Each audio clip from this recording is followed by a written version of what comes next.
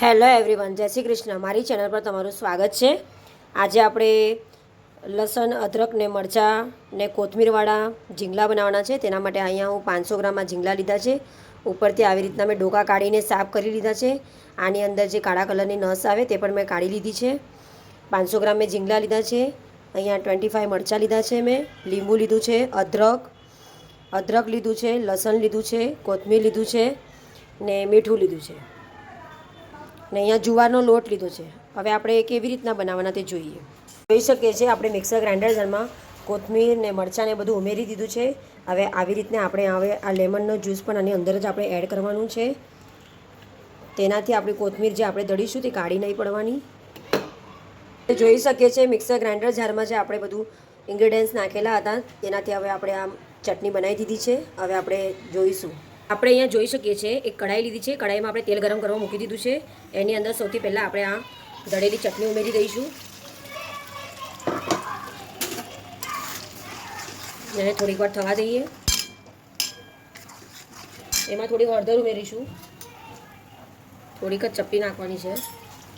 આપણે અહીંયા જોઈ શકીએ છીએ.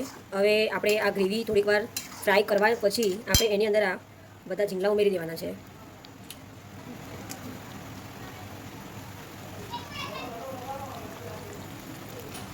આવી રીતના આપણે આ બધા ઝીંગલા અહીંયા ઉમેરી દઈશું. ઓલમોસ્ટ આપણે બધા ઝીંગલા અહીંયા ઉમેરી દીધા છે. હવે આપણે એવી રીતના એને થોડીક વાર થવા દેવાનું છે. પાણી પણ મેં ઉમેરી દીધું છે. હવે આપણે મિનિમમ એને 15 થી 20 મિનિટ સુધી થવા દઈશું ઢાંકીને. જોઈ શકો છો આપણા આ ઝીંગલા ઓલમોસ્ટ હવે થોડાક 10 મિનિટ થઈ ગઈ છે, બનવા જ આવ્યા છે. આવી રીતના એનો કલર ચેન્જ થવો જોઈએ, થોડોક રેડ થવો જોઈએ. હજુ 5 મિનિટ રાખીશું એટલે આપણા ઝીંગલા બની જશે.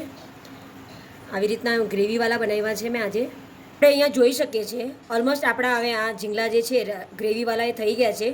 ઉપર એવી રીતે ગ્રેવીમાં તરે છે. તો આપણે આ રેસીપી આજે બની ગઈ છે. તો તમે જોઈ શકો છો. આ જો આવી રીતના દેખાય એટલે થોડા કાચ જેવા ચમકે એટલે સમજી જવાનું તમારે કે તમારા ઝીંગલા ચડી ગયા છે.